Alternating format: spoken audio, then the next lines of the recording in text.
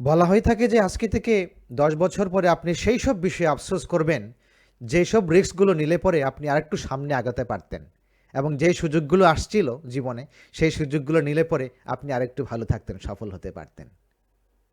সেগুলো নিয়ে আপনার মনে আফসোস আসবে। সুতরাং before it's too late, let's learn something about the risk. জীবনের রিস্ক আমাদের খুবই গুরুত্বপূর্ণ। রিস্ক আমাদের কোনো না কোনো পর্যায়ে নিতেই হয়। একদম সামান্য ঘটনা দিয়ে যদি শুরু করি আমরা, যে রাস্তার ওই পার থেকে ওই পারে, ওই এপার থেকে ওই পারে যাব, সেখানে আরেকটা আমাদের একটা ওভারব্রিজ আছে। এখন যদি ওভারব্রিজে ওঠার ভয়তে আমি ওই পারে না যাই, তাহলে ওই পারের জীবনের কী সৌন্দর্য আছে, ওই পারের জীবনের কী জটিলতা আছে, আমার কিন্তু কোনো দিন জানা হলো না। সর্দার ফজলুল করিম স্যারের একটা লেখা পড়েছিলাম, সেখানে উনি বলছেন যে কেউ আমাকে বলেছে যে স্যার 11 বছর জেল কেটে তো জীবনটাই নষ্ট করে দিলেন। তো সর্দার ফজলুল করিম স্যার বলছেন, না, আমি মনে করি আমার জীবনে ভুল কিছুই হয় নাই। বিকজ জেল খাটার অভিজ্ঞতা তো আপনি জানেন না মিয়া, আমি জানি জেল খাটার অভিজ্ঞতা কীরকম। সুতরাং কোনো কিছুই জীবনে বৃথা যায় না। রিস্কটুকু নিলে পরে আপনি নতুন কিছু শিখতে পারবেন। আবার এটাও বলা হয় যে Fortune always favours the brave people. যারা সাহসী, যারা রিস্ক নিতে জানে, সবসময় ভাগ্য তাদের পক্ষে আসে। আজকে যারা পৃথিবীতে বড় বড় ব্যবসায়ী দেখতে পাচ্ছেন, বড় বড় সাকসেসফুল মানুষ দেখতে পাচ্ছেন, প্রত্যেকেই কিন্তু জীবনে কোনো না কোনো রিস্ক নিয়ে আসছেন। কিন্তু প্রশ্ন হচ্ছে কখন আপনি রিস্ক নেবেন এবং কতটুকু রিস্ক আপনি নেবেন। যদি আমরা সাধারণ মানুষ, ধরেন আমার যারা ভিডিও দেখেন তারাও, আমার মনে হয় আমার মতো অনেকেই সাধারণ মানুষ, সবাই আমার লেভেলেরই মানুষ, তাদের জন্য বলি, যারা আমরা চাকরি বাকরি বা ছোটোখাটো ব্যবসা করি, কখন আপনি রিস্কটুকু নেবেন। আমি গেলাম না ব্যবসা মানে বড় মানুষদের দিকে, একদম আমরা যারা নিম্নবিত্ত মানুষ আমাদের দিকে যদি বলি, কখন আপনি চাকরি এবং ব্যবসার ক্ষেত্রে রিস্ক নেওয়ার চিন্তা করবেন। দুইটা জিনিস সবসময় মনে রাখতে হবে। ফোর্বস ম্যাগাজিনের একটা আর্টিকেলে আমি পড়লাম, ওখানে লিখেছে যদি আপনি কোনো চাকরি করেন বা কোনো ব্যবসা করেন, মনে রাখতে হবে সেই প্রফেশনে আপনার বোরডম চলে আসছে কিনা, বিরক্তি চলে আসছে কিনা। বিরক্তি এমন একটা জিনিস, যদি কোনো পেশার ক্ষেত্রে বা ব্যবসার ক্ষেত্রে বা আপনার মানে যে কাজটি করছেন সেই ক্ষেত্রে বিরক্তি চলে আসে, তাহলে আপনি কিন্তু পার্টিকুলার ডিটেইলসে নজর দিতে পারবেন না। আপনি একটা রাস্তা দিয়ে হাঁটছেন, সেই রাস্তা দিয়ে হাঁটার সময় যদি রাস্তার দিকে ফোকাস না করেন, আপনার গাড়ি চাপা পড়ার সম্ভাবনা সমূহ থাকবে, মানে অনেক বেশি থাকবে। যে চাকরি আপনি করছেন, সেই চাকরিটা যদি আপনার কাছে খুব বিরক্তিকর লাগে, দেখবেন যে আপনার কাগজে পত্রে ভুল হচ্ছে, বস ধমকাচ্ছে, আপনার বিরক্তি আরও বেড়ে যাবে। সুতরাং বিরক্তি একটা জিনিস, যখন মনে করবেন যে আপনার পেশাগত জীবনে বিরক্তি চলে আসছে, 1 নম্বর আপনি মনে রাখবেন আপনার রিস্ক নেওয়ার টাইম আসছে, আপনাকে অন্য অপরচুনিটির দিকে আগাইতে হবে।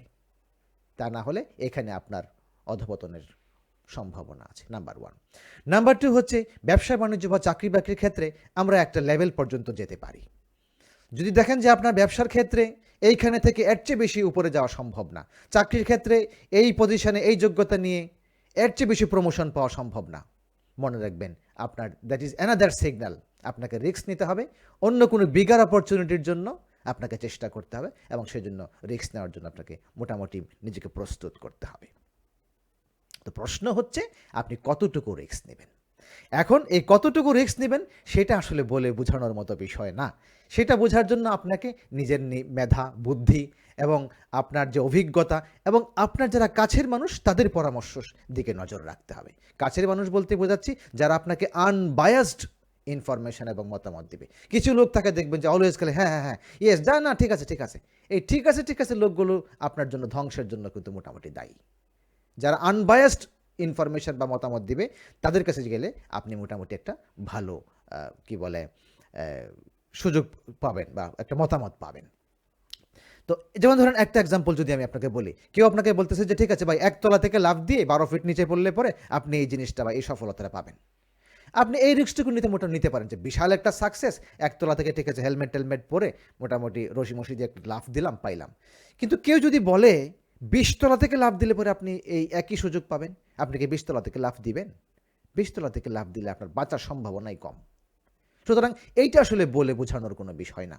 কিন্তু আমি যেটা মনে করি যে রিস্ক নেওয়ার ক্ষেত্রে সবসময় আপনাকে এই কস্ট বেনিফিট অ্যানালাইসিসটা মোটামুটি মাথায় রাখতে হবে।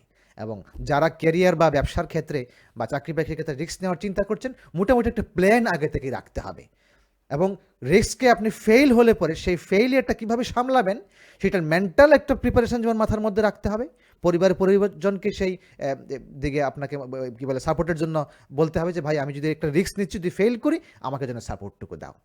এবং রিস্কের পরবর্তী দুইটা জিনিসই আপনাকে মাথার মধ্যে রাখতে হবে। হুট করেই ঠিক আছে একটা ব্যবসার মধ্যে আমি 100 কোটি টাকা বিজনেস ইনভেস্টমেন্ট করে দিলাম বা এত টাকা করলাম, যেটা আপনার নিজের ক্ষমতার বাইরে, আপনি জানেন যে এই ধরাটা খাইলে আপনি আর বাঁচবেন না, আপনি আর কি বলে টিকতে পারবেন না। এই রিস্ক নেওয়ার মধ্যে কোনো বাহাদুরি আছে আমি তা মনে করি না। ওয়ারেন বাফেট খুব নাম করা একটা কথা আছে যে never keep all your eggs in one cage. সমস্ত ডিমগুলো আপনি একটা ঝুড়িতে রাখেন না। কারণ কি, যদি ঝুড়িটা পইরা যায় তাহলে সমস্ত ডিম একবারে ভেঙে গেল। এটা শেয়ার বাজারের ক্ষেত্রে উনি বলে থাকেন যে একটা শেয়ারের মধ্যে সব বিনিয়োগ করে দিলে ওই শেয়ারটা পড়ে গেলে আপনি পথে বসে গেলেন। কিন্তু সব সেক্টরে কিছু কিছু শেয়ার কিনে রাখেন, একটা পড়লে আরেকটা বাড়বে, আরেকটা পড়লে আরেকটা বাড়বে, আপনি মোটামুটি কিছু করে খেতে পারবেন। তো মূল সমস্যাটা আসলে হচ্ছে রিস্ক আমরা মোটামুটি সবাই নেই, কিন্তু রিস্ক নিয়ে কারা ধরা খায়, সেই সব লোকেরা ধরা খায়। আমি আপনাকে গ্যারান্টি দিয়ে বলতেছি যেসব লোকেরা মেইনলি লোভী। আমি আবার বলছি, রিস্ক নিয়ে অধিকাংশ ক্ষেত্রে ওইসব লোকেরাই বেশি ধরা খায় যারা হচ্ছে মানসিকভাবে লোভী, যারা মনে করে আঙ্গুল ফুলে কলা গাছ হয়ে যাওয়া যাবে, যারা মনে করে যে এইটার মধ্যে এই বিজনেস করে এত টাকা ইনভেস্ট করে আমি এইরকম বড় লোক হয়ে যাবে। আসলে এই কথাগুলো আমি মনে করি সত্য না। বিকজ মনে রাখতে হবে success has absolutely no shortcut. বহু বিজনেস ম্যানকে আপনি দেখবেন যারা জীবনে প্রচণ্ড কষ্ট করে অনেক বড় লোক হয়েছে, কিন্তু তারা মারা যাওয়ার পরে তাদের ছেলেমেয়েরা সে ব্যবসার ধারে কাছে ধরে রাখতে পারে নাই। বিকজ বাপ মারা কষ্ট করে সাকসেসটা অর্জন করেছে, ছেলে মেয়ে তার কষ্ট করে পায় নাই, বাপেরটা পাইছে, ধরে রাখার ক্ষমতা ছিল না। যেই লোকগুলো গত 10 বছরে বড় বড় লটারি পেয়েছে ওদের খোঁজ করে দেখেন কয়জন টিকে আছে এখন। আমি যে কথা বলছি সেটা আমি গবেষণার ভিত্তিতে বলছি।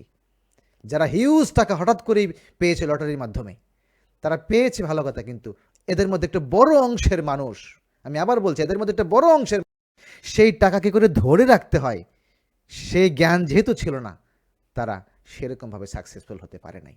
সুতরাং সাকসেস হ্যাজ নো শর্টকাট। আপনি রিস্ক নেবেন ভালো কথা, কিন্তু সেই রিস্কটা যেন ধীরে ধীরে ধীরে ধীরে হয়। একবারে যদি আপনি মনে করেন টাওয়ারের আগার মধ্যে উঠে যাবেন, আপনার পড়ে যাওয়ার সম্ভাবনা খুব বেশি। আর যদি ধীরে ধীরে সিঁড়ি বেয়ে শিখে আপনি টাওয়ারের আগার মধ্যে ওঠেন, আপনি সেখানে দীর্ঘদিন থাকতে পারবেন। সুতরাং ভাই, সর্বোপরি আমি বলবো যে রিস্ক নেওয়ার ক্ষেত্রে বাবা মার পরামর্শ নেবেন, খুব ভালো যারা বন্ধুবান্ধব ওদের পরামর্শ নেবেন, এবং আমাদের ধর্মে বলা আছে মাসোয়ারা বা কি বলে পরামর্শ করে কাজ করার কথা বলা আছে। আপনি কোনো সিদ্ধান্ত নেওয়ার ক্ষেত্রে আপনি নিকটজন এবং ভালো মানুষদের সাথে পরামর্শ করে আপনি কাজ করবেন। সর্বোপরি যে কোনো বড় সিদ্ধান্ত রিস্ক নেওয়ার ক্ষেত্রে আল্লাহ তাআলার সাথে সম্পর্ক করে 2 রাকাত নামাজ পড়ে একটু ঠান্ডা মাথায়, বা আপনি আপনার ধর্মমতে প্রার্থনা করে ঠান্ডা মাথায় যে কোনো সিদ্ধান্ত নেবেন রিস্ক নেওয়ার আগে। এটা আমার পরামর্শ থাকলো। আল্লাহ সবাইকেই ভালো রাখুক, সুস্থ রাখুক, এবং আল্লাহ সবাইকে সহজ সরল সুন্দর জীবন দান করুন। আসসালামু আলাইকুম।